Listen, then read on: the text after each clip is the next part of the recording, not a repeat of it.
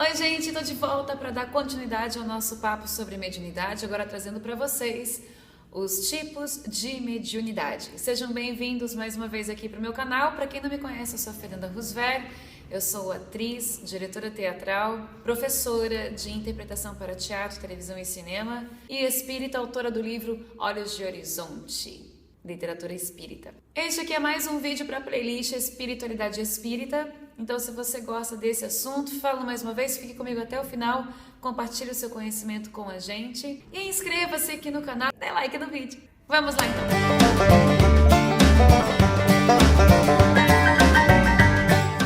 Para quem me acompanhou no vídeo anterior, eu estava falando a respeito de médium. Será que eu sou médium? Será que eu não sou médium? Quais são os sintomas? Como eu posso estar identificando os sintomas da mediunidade? E agora eu vou trazer para vocês os diferentes tipos de mediunidade. A mediunidade, na verdade, ela é muito ampla. Eu não vou estar aqui falando ponto a ponto de cada um. Eu prefiro, como eu sempre digo em todos os meus vídeos, estar falando daquilo que eu tenho mais conhecimento pelas minhas experiências. Obviamente que eu estudo, eu vou atrás, mas eu vou estar aqui me atendo às coisas que eu tive mais experiência sim e que eu vejo que são também mais populares. Então, quais são os tipos de mediunidade? Que tipo de médium será que é você? No Brasil, há uma compreensão clara a respeito do espiritismo e das outras religiões que também trabalham com o espírito, que são o candomblé e a umbanda, enfim. Deve haver mais e que a gente de repente não tenha tanto conhecimento, que trabalhem assim diretamente com o espírito. Então você, enquanto médium, seria interessante que você visitasse vários centros espíritas para ver, num primeiro momento, que tipo de... onde você vai ter mais afinidade. Eu particularmente entendo o espiritismo como todas as religiões que trabalham com o espírito, mas existe essa diferenciação. Eu para mim compreendo assim, espiritismo, dentro do espiritismo você tem o kardecismo, você tem a umbanda, a quimbanda, as religiões de repente que são mais ligadas ao Wicca. Existem várias vertentes, né? Existem várias maneiras de repente estar lidando com isso. Mas eu percebo que as pessoas acabam entendendo que espiritismo é já o kardecismo e umbanda é umbanda e candomblé é candomblé, enfim. Daqui só fazendo uma argumentação à toa. Voltando. Acho legal que você visite vários centros espíritas para ver onde é que de repente você sente mais afinidade. E pode ser que você vá a vários centros espíritas e não se encontre nenhum deles. Porque você não vai ter nenhuma afinidade com nenhum deles. E isso aconteceu comigo. E também existe o fato de você de repente, infelizmente, não entrar em boas casas. Da mesma maneira que não existem, que toda religião tem algum problema, que existe o seu lado bom, existe o seu lado ruim, como existem religiões que adoram roubar, fazendo uma baita de uma lavagem cerebral na cabeça das pessoas e ficam ali só pegando o dinheiro delas. Eu acho isso extremamente errado, mas existe. E existe isso no espiritismo também, infelizmente. Então, sabe que no primeiro momento eu digo para você o seguinte, sempre antes de entrar em qualquer casa espírita, de qualquer linha, reze um Pai Nosso e peça a proteção do seu anjo da guarda, porque você não conhece a casa. Se a casa é séria, ela nunca vai se importar de você fazer isso. E se a casa não for séria, ela não vai te atingir. Dos tipos de médium. Existe um médium bastante comum, que é o médium da incorporação. Vulgarmente nós chamamos de incorporação. No entanto, existem algumas pessoas que dizem que isso não é incorporação, porque não existe como a sua alma deixar o seu corpo físico para que outro espírito adentre. Ele só se aproxima de você, encosta em você, digamos que seja um encosto, e aí ele vai usar o seu aparelho fonador para poder dar um aconselhamento, para poder conversar com as pessoas. Mas eu digo o seguinte, existe sim, existe um momento em que às vezes um espírito ou uma entidade de tanta força, de tanta... sabe exatamente como trabalhar o médium de maneira que deixa o espírito do médium dormente e ele ocupa sim aquele corpo. Por que isso acontece? Existem médiums que têm uma extrema abertura na sua mediunidade. Então ele acaba dando essa oportunidade com muita facilidade. E de todos os médiums que eu conheci, eu realmente tenho registro apenas de um que tem essa mediunidade extremamente aberta e que tem que cuidar com muito zelo realmente para que, né, para que isso esteja protegido. Obviamente, quando você é médium, você tem uma entidade com você. Você tem um guia, você tem um mentor espiritual. E essas entidades, elas cuidam também de você. Mas você também tem que cuidar de você. Continuando os tipos de mediunidade, existe a psicografia. Eu acredito que Chico Xavier tenha sido o médium de psicografia mais conhecido no Brasil e inclusive no mundo. Então, o que é a psicografia? É a comunicação do espírito para com a Terra, para quem está encarnado, através da escrita. Nós temos o médium da intuição. O médium da intuição é aquela pessoa que intui as coisas. Por exemplo, não vai pela direita, colega, vai pela esquerda, porque pela direita vai estar perigoso.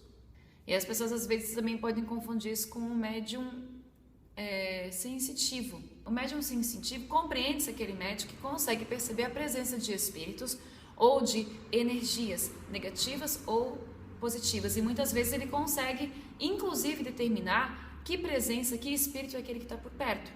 Aí nós temos também o clarividente, ou vidente, que é aquele que consegue ver o espírito, ao médium audiente ou clareaudiente, que é aquele que tem a faculdade da audição, aquele que consegue escutar as vozes dos espíritos.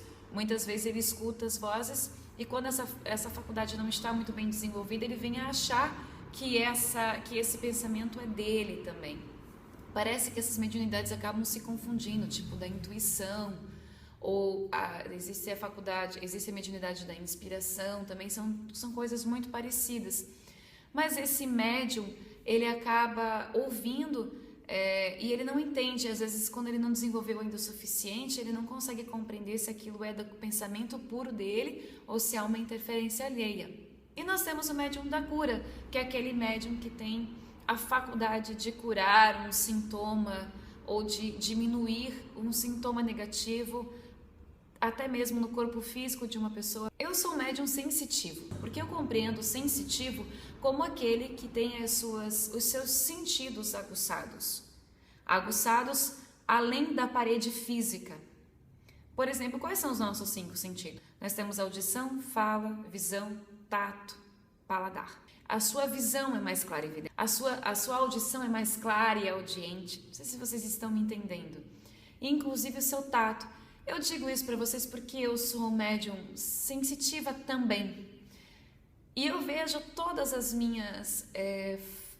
meus sentidos muito desenvolvidos. Como eu disse no vídeo anterior, todo mundo é médium, mas nem todo mundo desenvolve. Agora, eu sempre fui espírita. Eu fui batizada na Igreja Católica, fiz a comunhão e a crisma na Igreja Católica, mas eu, por essência, sempre fui espírita. Tanto sempre fui espírita que desde criança eu via espíritos e eu me recordo desses momentos e eu adorava ter espírito por perto. Mas eu tinha meus momentos de medo. Eu lembro de acordar de madrugada e precisar ir no banheiro e ter medo de ver ou de ouvir alguma coisa, porque eu já compreendia que existiam espíritos e que eles podiam se comunicar, já era da minha faculdade. E isso cresceu comigo e na verdade só foi fortalecendo ao longo do tempo. Se eu fosse resumir a minha mediunidade, eu diria que eu sou clareaudiente, clarividente, mas aí eu pergunto onde é que fica o tato? Pensando sobre isso tudo, eu cheguei à conclusão que eu sou uma médium sensitiva e que eu tenho os meus sentidos aguçados. Porque o médium, ele acaba sempre sentindo as energias de tudo quanto é vertente. E não importa aí o tipo de mediunidade. As energias, como eu já falei nos vídeos anteriores, nós somos feitos de energia. E ela é uma troca constante. Certa vez, vou compartilhar com vocês essa experiência. Certa vez, na minha casa nós estávamos fazendo não era nada especial, era um encontro. Era um domingo à tarde, férias, e a gente se reuniu, colocou uma musiquinha, e tinha alguns docinhos, chamamos alguns amigos, e uma amiga nossa, que recém tinha começado a namorar, ela foi convidada para vir. E ela disse que ia comparecer, só que ela não veio. Na verdade, ela veio e como nós tínhamos dividido quem trazia o quê, ela veio e trouxe o prato dela, só que ela não quis entrar. E como eu já disse, pessoas ruins não entram na minha casa. E ela veio até o portão com o seu namorado, entregou o prato dela e eu insisti muito, vamos entrar, Poxa, vamos entrar, tá tão legal, fica pelo menos uns 10 minutinhos. Não, eu tenho que ir. E ela me apresentou um namorado que até então eu não conhecia. E eu tava muito feliz naquele dia, não tava ligando pra nada, não tava assim atenta a qualquer coisa.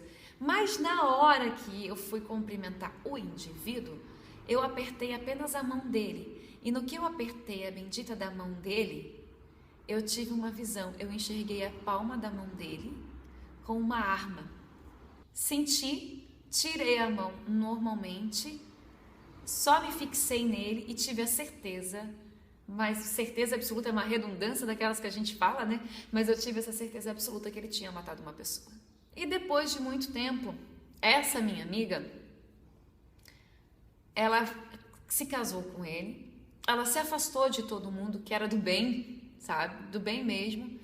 E ela ficou submissa a ele, começou a apanhar dele, ele começou a vender drogas, o ambiente da casa dela, que era super bacana, que era super bom, começou a definhar completamente.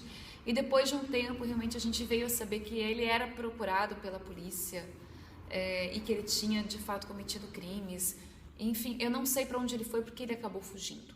Então, como eu ia dizendo, sobre a minha mediunidade, eu sou uma médium sensitiva com essas faculdades um pouco desenvolvidas, algumas mais desenvolvidas que outras. Eu sei que a minha audição é bem mais desenvolvida.